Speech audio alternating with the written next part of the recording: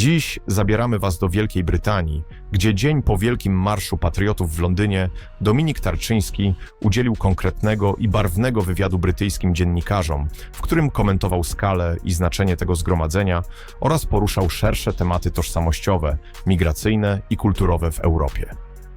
Rozmowa dotyczyła przede wszystkim tego, co wydarzyło się na ulicach Londynu, tłumów, energii protestu i pytania, dlaczego establishment medialny i polityczny przez lata lekceważył te nastroje.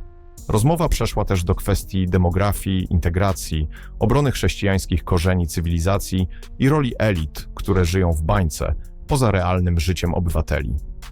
Zanim przedstawimy wywiad, bardzo proszę o zasubskrybowanie kanału, zostawienia łapki w górę i podania tego materiału dalej, bo dobrze wiemy, że takie tematy często mają utrudniony zasięg na YouTubie.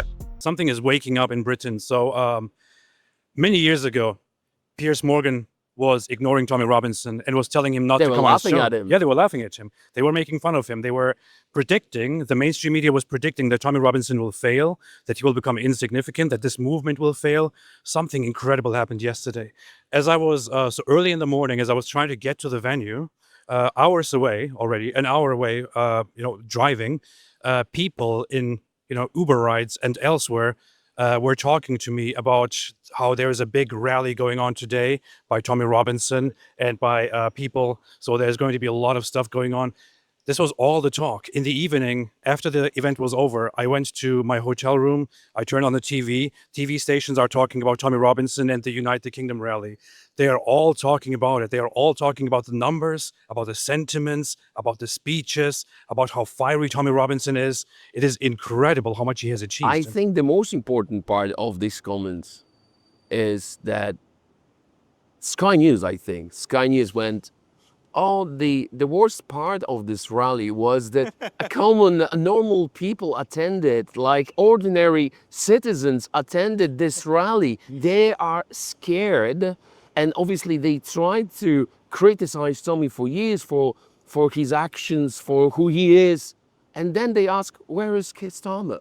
Where are the other political leaders? They are not able to do what Tommy achieved. And I'm asking, as a member of the European Parliament, where are you losers? Where are you? They were laughing, they're making fun of Tommy. Where are you now, losers? You're not able to gather 5 people. Even your own family is not happy to spend time with you. Over 1 million people attended, having a beautiful time, spending time together, and felt united. He did what he promised, and as he said, that's just the beginning. So if these beautiful political elites they are so ready, and they're so great, and they are so much better than Tommy, where are they? Why they cannot prove themselves? Prove it. If you better, don't just shout, don't say these beautiful words, do it. Show that you've got a political power, that people loves you, that people want you. Why don't you do it? Because you can't. Because you are not respected as he is. Because you do not understand needs of society. We are here in this beautiful Sloane Square, beautiful place. I would say a heart of London. And you can see beautiful tables. It's a beautiful, very early afternoon. People are having a glass of champagne. And all these political elites who spend their time in here, who lives here, they think that London and Great Britain looks like this beautiful square. Yeah. It doesn't look like this. And it's like 10,000 people living here. Greater London is 180 out of nearly 9 million people and in London itself. And they think that Great Britain is what Sloane Square is. It's not. They are living in their imagination. They do not understand the state of this country. And this was one of the main topics of the speeches. You made a very fiery speech. You were leading chants of send them back. That's right. You were, and some speakers, Because I believe they should be sent including back. Ava, took it one step further. She was openly talking about remigration. Right. One of the reasons that I think that so many people attended is because the demographic shift that has taken place over the last several decades that has drastically sped up in the last, since in the UK, since Tony Blair in 1997, so the last 28 years, drastic speeding up. And then including during the Boris wave, in the general West, we've also seen this in the US, the Biden's open borders, In France, decades of open borders. In Germany, Verschaffendas in 2015 with Merkel. People have had enough, and they came out onto the streets. Ridvan, you and I, we met a few weeks ago, and we went to one of London's worst neighborhoods. Tell us about what we saw there and why would you agree that that was one of the key reasons that people were there? Yes.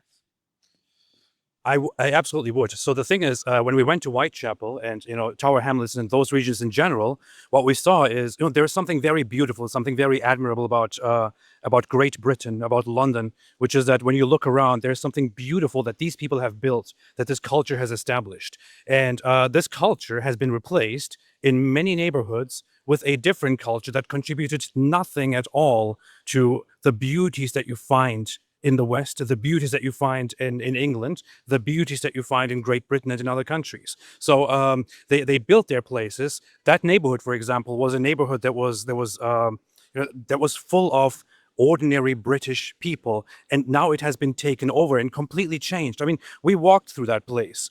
We see halal, we see a place named Mecca, we see Arabic texts, we see pro-Palestine flags, we see all these things.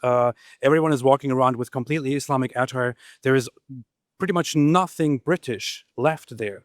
You hear one thing blasting, and that is the Islamic call to prayer, for example. There's something very significant about the rally yesterday.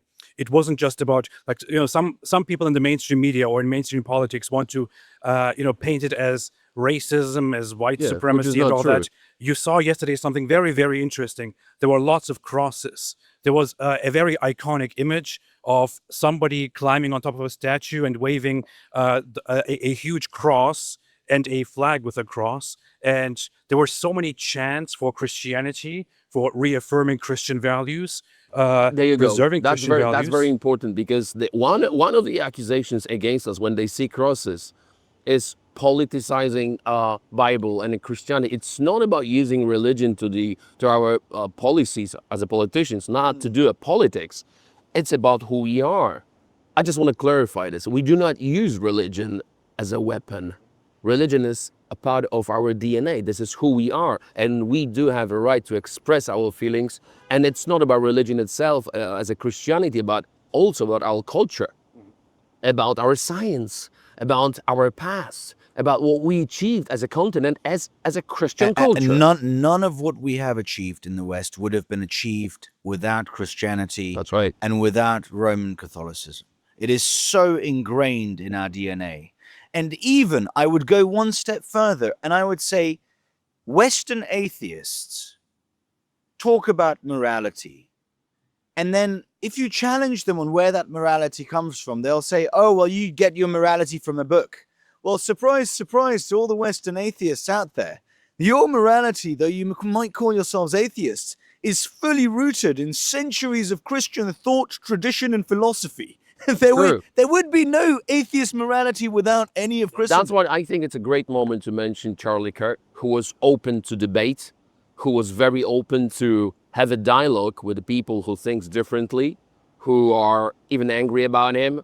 So I think it's a good moment to announce that I will be very happy and ready to debate with any atheist, anyone who really disagree with me on your channel. Stefan, if you would agree. Adjust. I am more than happy to So host, organize, if you're and ready produce. to debate, if you want to talk about Christian civilization versus the rest of what the world can reach, I'm very happy. You can reach out to Stefan and we can have a debate.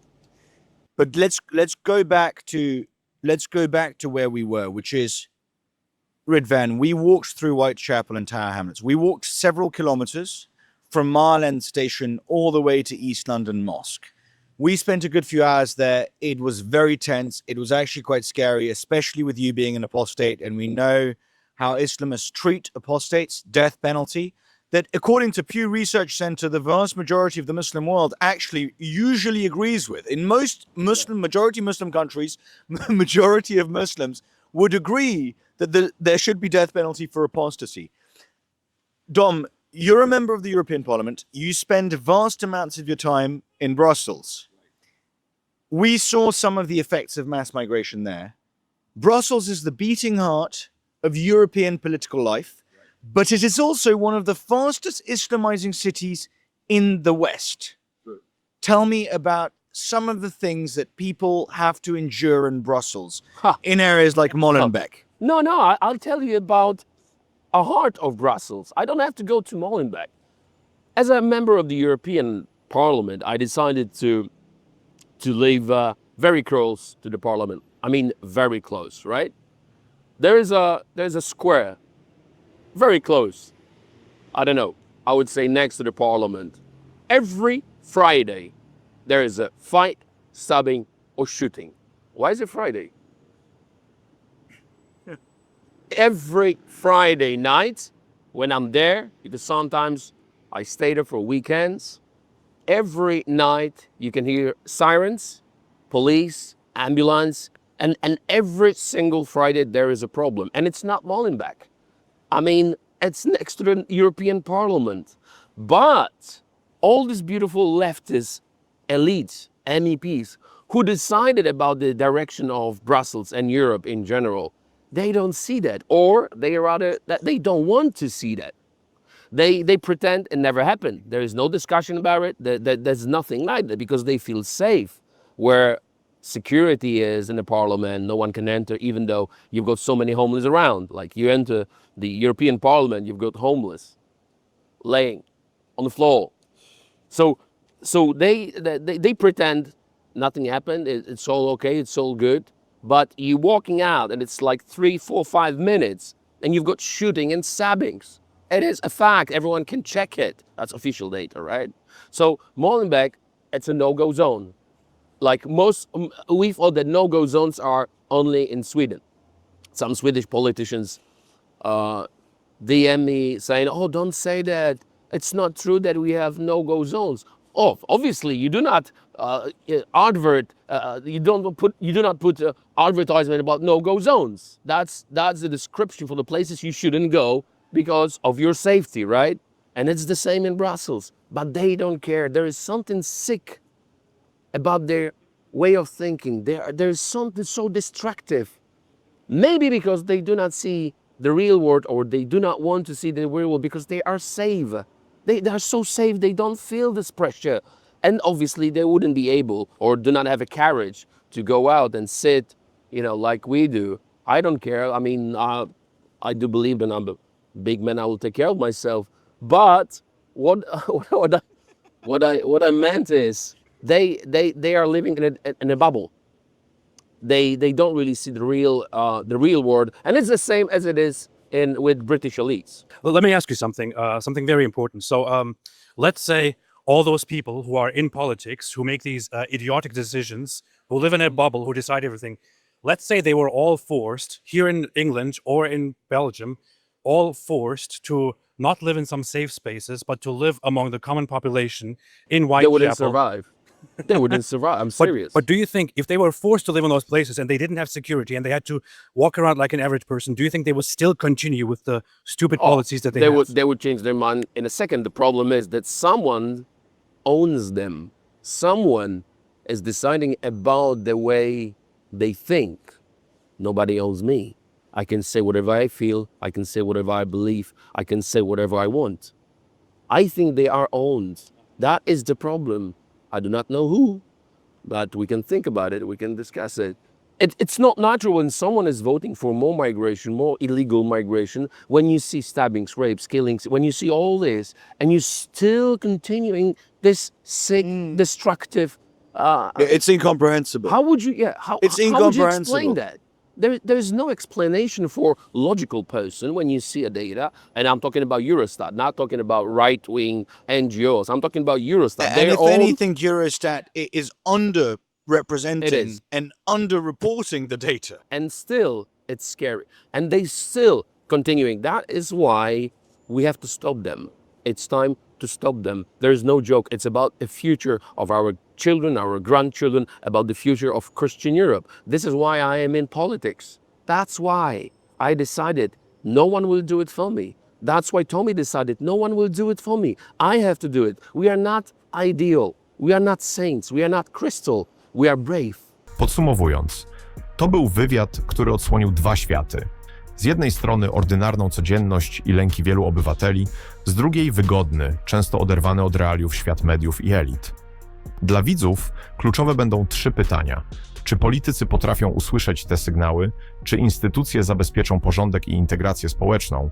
Oraz czy debata o tożsamości Europy będzie prowadzona uczciwie i merytorycznie?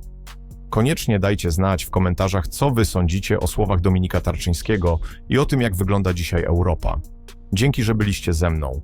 Nie zapomnijcie zasubskrybować, zostawić łapki w górę i podzielić się tym filmem z innymi, bo tylko dzięki wam te treści mają szansę dotrzeć szerzej. Do zobaczenia w kolejnym filmie.